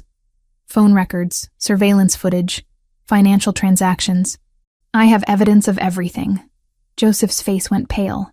Alexander, I can explain how you sold out your family? Explain how you gave Russians the location of a woman under my protection? Explain how you nearly got her killed? Alexander took a step forward. Please, cousin. Explain. I had debts. Gambling debts. They were going to kill me if I didn't pay. I needed money, and the Russians offered good money for simple information. You didn't think they'd use that information to attack us? To threaten an innocent woman? Alexander's control was absolute, but Emily could feel the fury radiating beneath it. You put my entire operation at risk. You put her at risk. For gambling debts. Joseph's eyes flickered to Emily, then back to Alexander. Something desperate entered his expression. She's just some waitress. Some girl you're sleeping with. Is she really worth destroying family over? We can work this out, Alexander. I'll stop. I'll make it right. She is not just some waitress. Alexander's voice dropped dangerously low. She is under my protection. She is mine. And you endangered her life for money. Joseph made his fatal mistake then. Perhaps sensing he had nothing left to lose, he turned to Emily directly. You think you're special? You think he really cares about you? You're just convenient. Another pretty face in a long line of... He didn't finish. Alexander moved with shocking speed, crossing the distance and grabbing Joseph by the throat, slamming him against the concrete wall. Emily flinched but didn't look away. This was the reality of Alexander's world. This was what protection looked like from the inside. You will not speak to her. You will not look at her. You will not even think about her. Alexander's voice was barely above a whisper, but carried through the entire warehouse. Do you understand? Joseph nodded as much as the hand on his throat allowed. Alexander released him, stepping back with visible effort at control. You have two choices, Alexander said. You leave Boston tonight, permanently. You never contact anyone in this family again. You disappear completely and hope the Russians don't decide you're a liability. He paused. Or I handle this the traditional way. Right here, right now. I'll leave, Joseph gasped, rubbing his throat. Tonight, I'll disappear. Just let me go. Alexander looked at his men. Get him out of my sight. Make sure he's on a plane by midnight. I don't care where it goes as long as it's far from here. They dragged Joseph away, his protests fading as they exited through a side door. Emily stood frozen, processing what she'd just witnessed. Alexander turned to her, his expression carefully neutral. Are you all right? I think so. That was intense. That was mercy. In my world, betrayal usually ends differently. He moved closer. Are you having second thoughts about all this? About us? Emily considered lying. But he deserved truth. I'm scared of what you're capable of this world. But I'm not having second thoughts about you. I went into this with my eyes open. Relief flickered across his face. Then his phone rang. He answered, listened, his expression hardening. When? How many? A pause. Send our response. Standard protocols. And get Nicholas here immediately. He ended the call and looked at Emily. The Russians just sent a representative to one of our legitimate businesses. They want to negotiate. Negotiate what? You. They want you handed over as compensation for the disruption we've caused their operations. Or they're threatening full-scale war. Emily's blood ran cold. What did you tell them? I told them to prepare for war. The next week was unlike anything Emily had experienced. Alexander's home became a command center. Men came and went at all hours, bringing reports and receiving orders. Maps covered the dining room table. Phones rang constantly. The machinery of Alexander's organization became visible in ways it hadn't been before. Emily met Nicholas Bianchi on the second day. Alexander's best friend and second in command, was tall, dark-haired, and carried himself with the same deadly authority as Alexander. His blue eyes were sharp and assessing when Alexander introduced them. So, you're the one causing all this trouble, Nicholas said, studying Emily with unnerving intensity. I didn't mean to. No one ever does. He circled her slowly, evaluating. You know what you've gotten yourself into? What being with him means. I'm learning. Fast learner, I hope. Alexander doesn't let people in easily. The fact that he's risking war with the Bratva over you says something significant. Nicholas stopped in front of her. Don't make him regret it. I won't. Nicholas held her gaze for a long moment, then nodded. Good. Welcome to the family, Emily Grant. Try not to die. Despite the gruff delivery, Emily sensed approval. Alexander confirmed it later that evening, when they had a rare moment alone. Nicholas likes you. That's rare and valuable. He doesn't trust easily. He's intimidating. He's supposed to be. But he's also the most loyal person I know. If something happens to me, he'll protect you. I've made sure of that. Nothing's going to happen to you. Maybe not. But in my world, you prepare for every possibility. Emily spent time with Nicholas over the following days, learning the structure of Alexander's organization.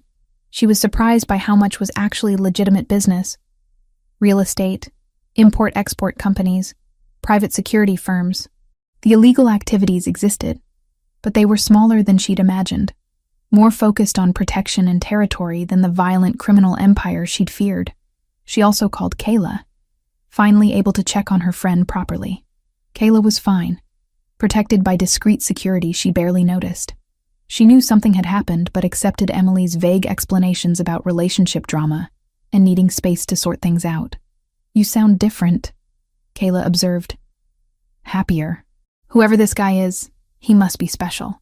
He is, Emily agreed, glancing across the room where Alexander was deep in conversation with 3 men in expensive suits. Very special. By the end of the week, arrangements had been made. A neutral meeting ground, mediated by a council of older family heads who'd been operating in Boston for generations. The Bratva would present their grievances. Alexander would present his evidence of their violations, and both sides would negotiate terms to avoid the bloodshed neither actually wanted.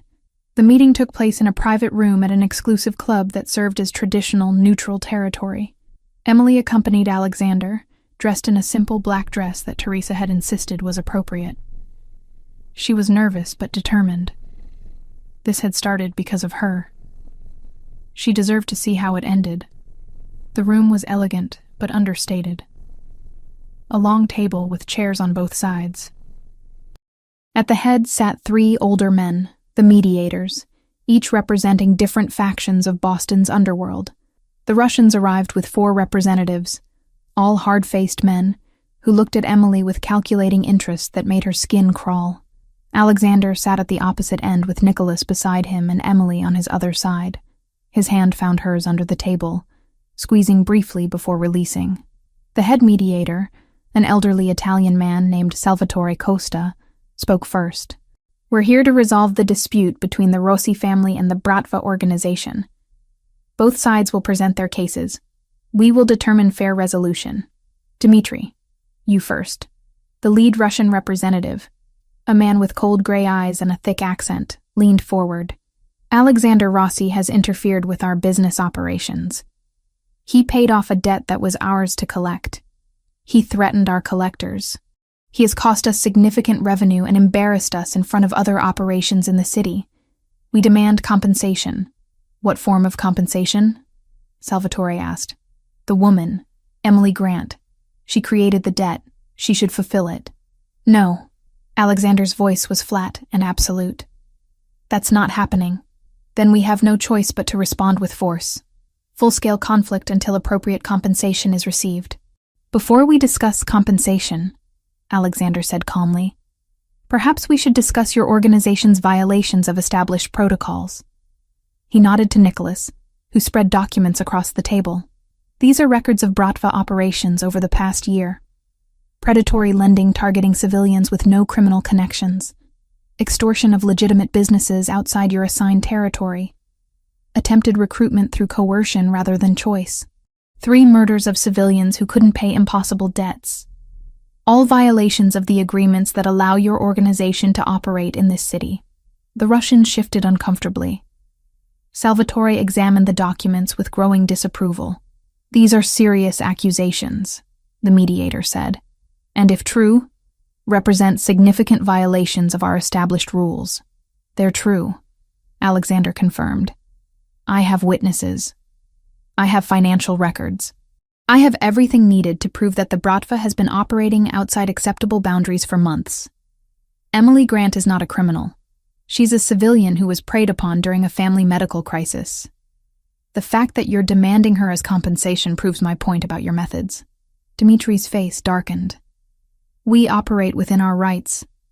"You operate like thugs," Alexander cut him off. "And it stops now. Here are my terms. You forgive all civilian debts currently on your books.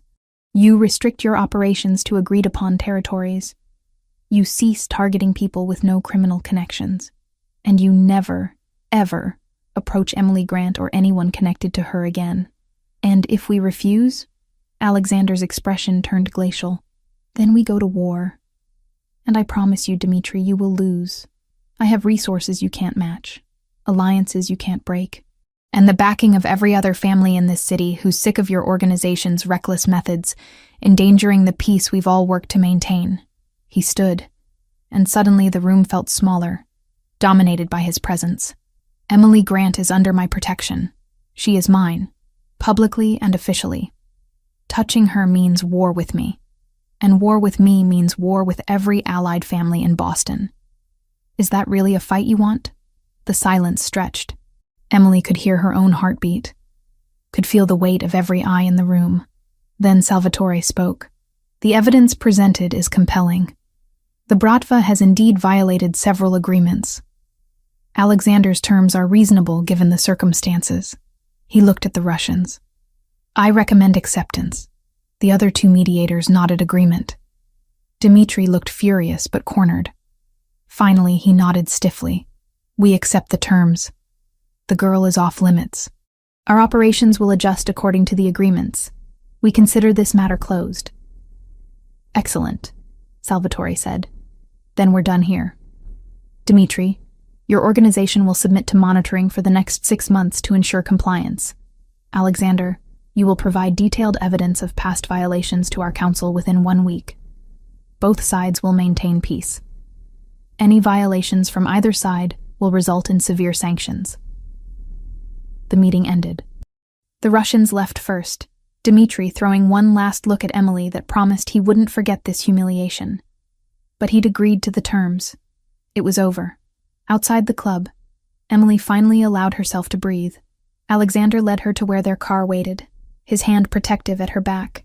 That was terrifying, she admitted once they were inside. I know, but necessary. You needed to see how this world really works. The negotiations, the politics, the constant balancing of power and territory. He took her hand. This is what my life looks like, Emily. Meetings and threats and always playing chess while everyone else plays checkers. Can you live with that? She thought about everything she'd seen over the past week. The late-night strategy sessions, the constant vigilance, the weight Alexander carried every single day, the violence lurking beneath the surface of every interaction. This was real. This was permanent. This was the world she'd chosen when she'd chosen him. Yes, she said finally. I can live with that. As long as I'm living it with you. Alexander pulled her close, kissing her with a desperation that spoke of relief and gratitude and something deeper. When they broke apart, he pressed his forehead to hers. I won't let anything happen to you. Ever. That's a promise I'll keep until my last breath. I know. I trust you. The words felt monumental. Trust. Real trust. After everything. After seeing exactly who he was and what he was capable of. She trusted him anyway. They drove back to Beacon Hill in comfortable silence, hands linked between them. The immediate threat was over. The Russians had backed down. Emily was officially, publicly, under Alexander Rossi's protection. Safe in a way she'd never been before, but she also understood now what that safety cost. The constant vigilance, the negotiations, the chess game that never ended. Alexander played it all so she didn't have to, bore that weight so she could have peace. That night, lying in his bed with his arms around her and the city lights painting patterns on the ceiling, Emily thought about everything that had led here, the desperate choice to borrow money from criminals, the terror of the break-in, the moment she'd sent that text asking for help, every decision that had brought her to this place, this man, this strange new life. She didn't regret any of it, even knowing what she knew now. Even understanding the true cost and complexity of the world she'd entered, she'd choose it again. Choose him again.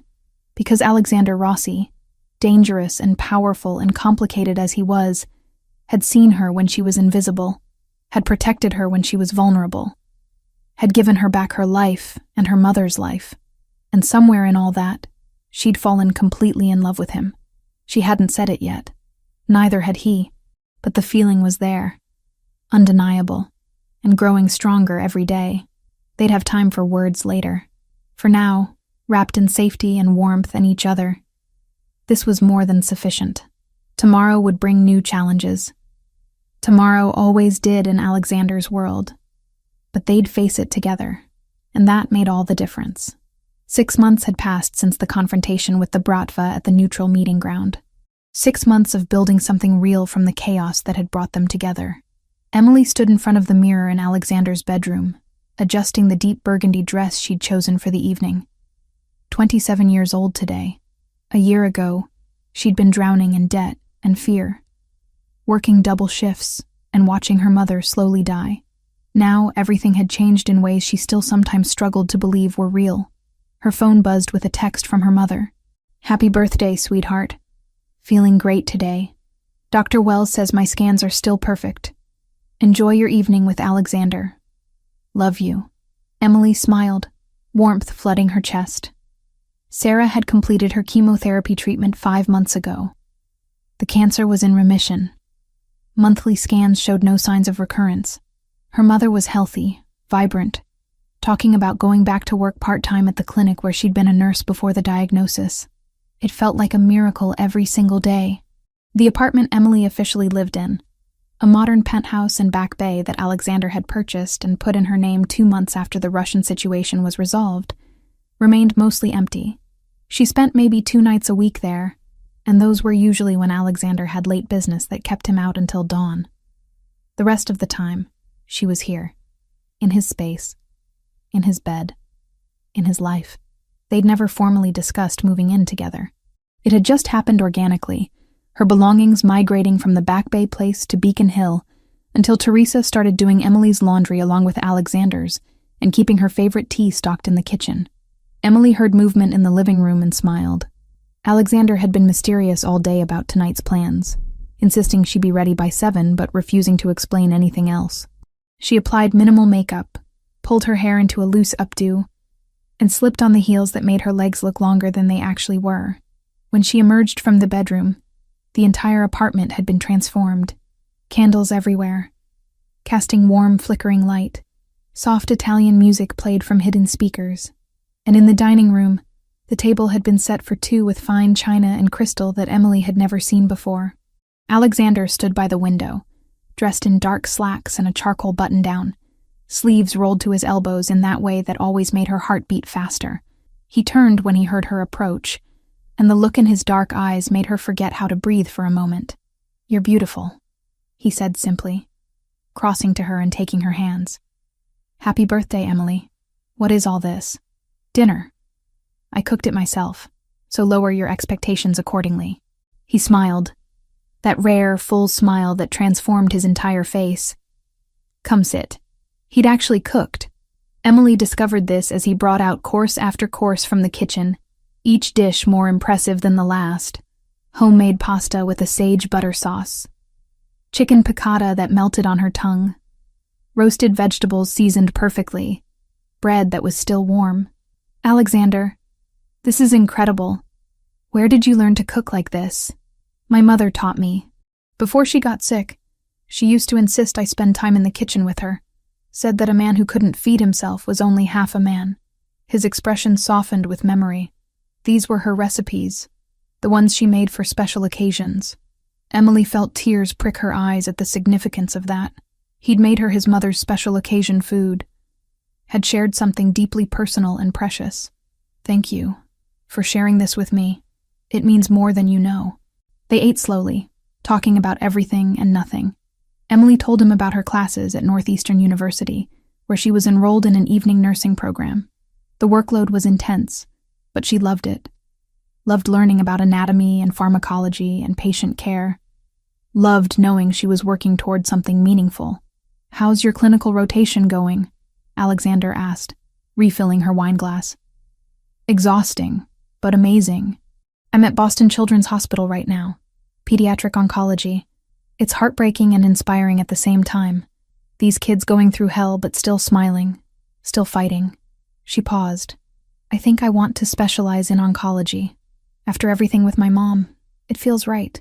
You'll be excellent at it. You have the right combination of compassion and strength." They talked about the cafe too. Emily had returned to working at the Morning Brew 3 mornings a week. Not because she needed the money, but because she genuinely enjoyed it. The routine, the customers, the comfort of making coffee and chatting with regulars. And Alexander still showed up at 7:15 sharp every morning she worked, ordering his double espresso and leaving ridiculous tips before they'd leave together, his hand finding hers as they walked out. Kayla was still there too, still her friend despite everything. The protection had been reduced to occasional check-ins after the Russian agreement held firm. Kayla knew most of the truth now, knew who Alexander really was, and what Emily had gotten involved in. She'd been surprisingly accepting about the whole thing. "He makes you happy," Kayla had said simply, "and he kept you safe. That's what matters." "Speaking of Kayla," Alexander said, as if reading her thoughts, "she's dating one of my security team. Did you know that?" Emily laughed. Marco? Yes, she told me.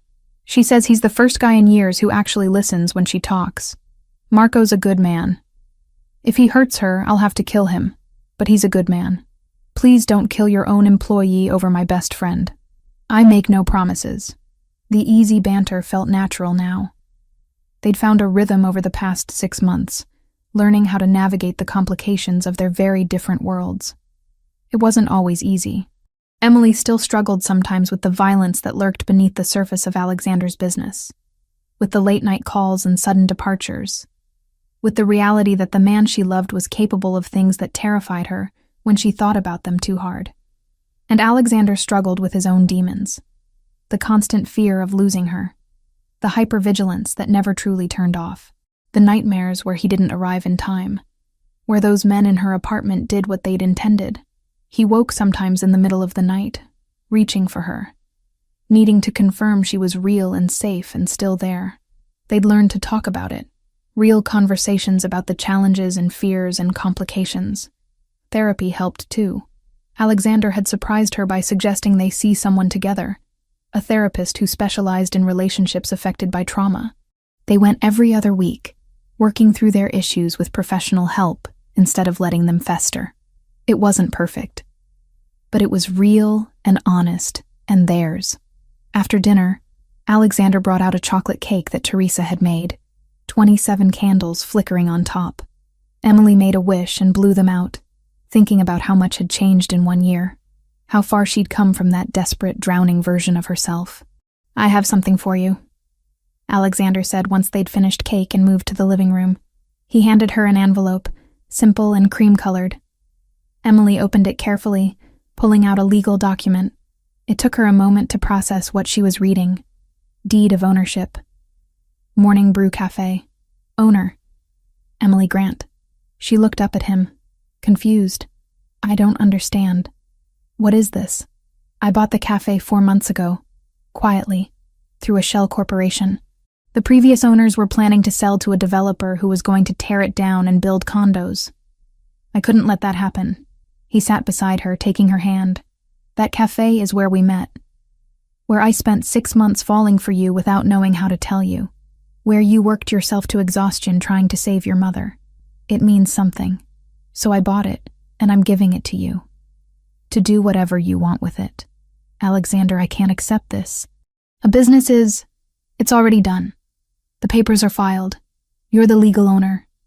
Whether you keep it as a cafe, sell it, turn it into something else entirely, that's your choice. I'm not trying to control you. I'm giving you options. Freedom to choose your own path." Emily's hands shook as she held the deed. The meaning behind the gift overwhelmed her. Not the monetary value, though that was substantial, but the symbolism. The place where they'd met now belonged to her. The site of her struggle and eventual salvation was hers to shape however she wanted. "Why?" she whispered. "Because you deserve to have something that's entirely yours. Something I didn't rescue you into, didn't buy to keep you safe. Something you can build however you choose." He brushed a tear from her cheek. "I know you worry sometimes that everything in your life now is because of me, that you're dependent on me in ways that make you uncomfortable. This is my way of saying that's not true.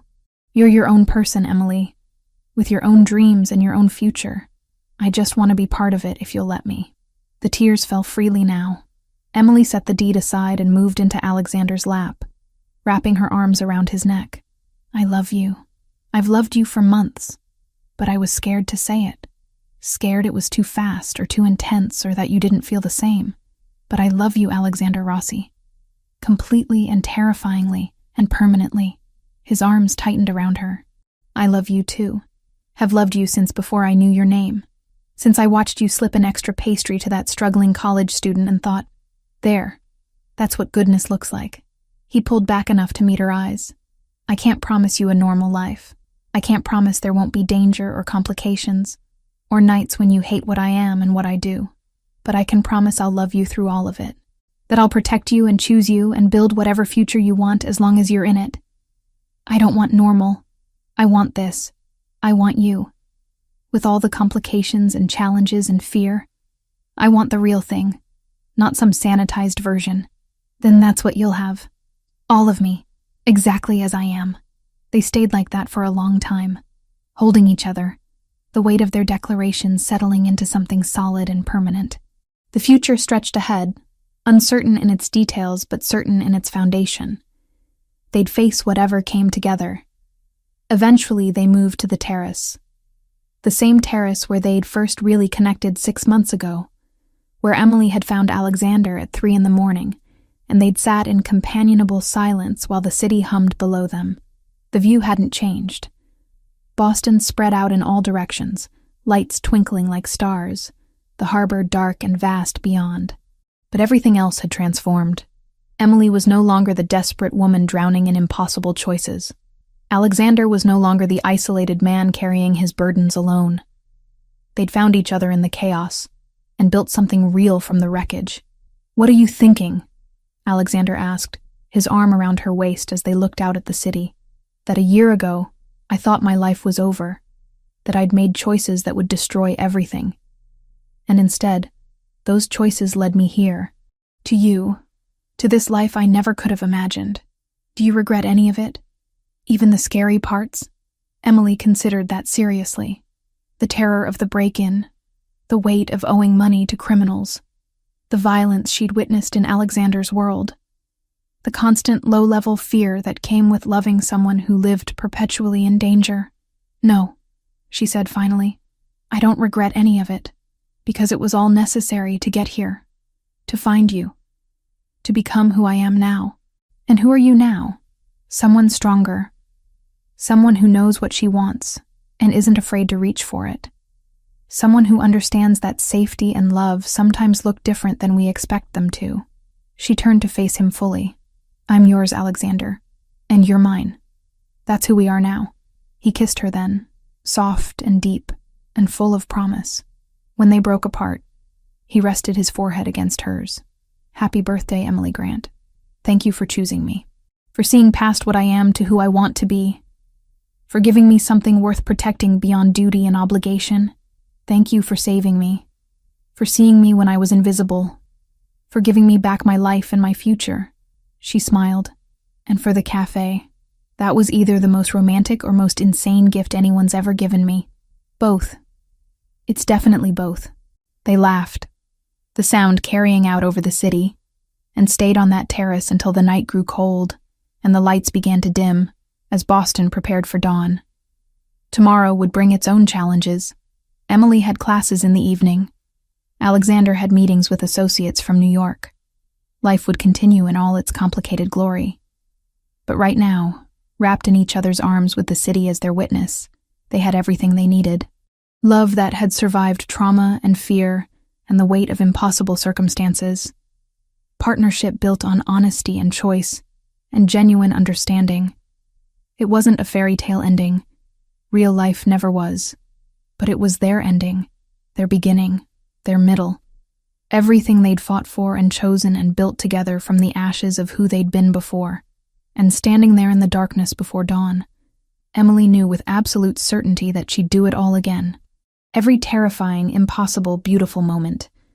Because it had led her here, to him, to home. The city stretched below them, full of danger and possibility and everything in between. But up here, safe in Alexander's arms with her future spread out like stars, Emily had never felt more certain of anything. They'd found each other in the darkness, and together, they'd face whatever came next.